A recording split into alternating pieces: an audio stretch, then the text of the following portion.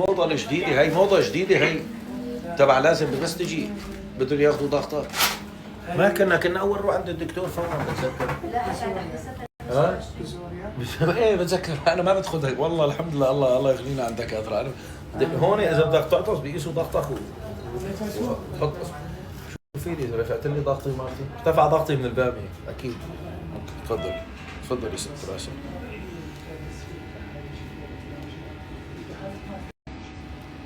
بس هو ايش بالكبه المشويه ما فهمت؟ اكلت راس كبه مشويه وجات تعمل لي تحليل كوليسترول، لا حول ولا قوه الا بالله. والله صار لي زمان ما اكلت لك لا يا ولا تركت الباميه على النار وجيت له. لا تروح كل انت امانه ننوش بس استفرغي كل شيء، لا تخلي شيء تحكي. لا حبيبي ماشي هلا اذا انحرمت هي الاكلات نحكي فيها رح تزعلي علي. عمري صدقني، رح تقولي علي. صدقني انه ما فيك شيء. ها؟ بتشوف هلا ان بنشوف. شاء الله.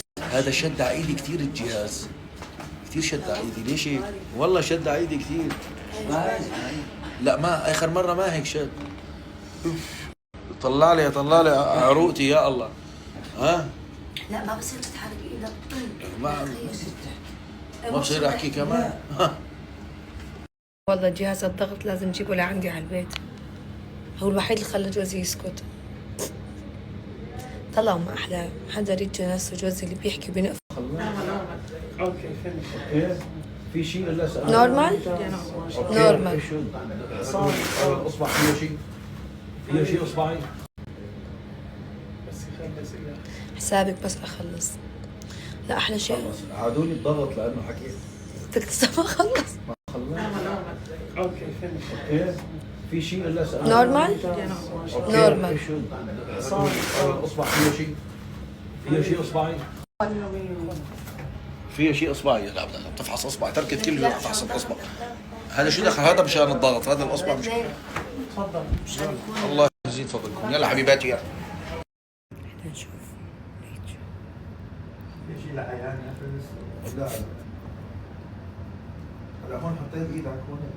هي عادي هي يوم يومين تحرك له لها الموضوع، ولو زايدة ما كنت تستحمل الضغط. اي صح. انت هون، اما اذا حصاد مثل حصاد حالي هون بالتحديد هلا ما بيتاثر الضغط بالضغط، لان حصاد الحالب بالخلف شو ما كان في ما ضغطت ما بينزعج.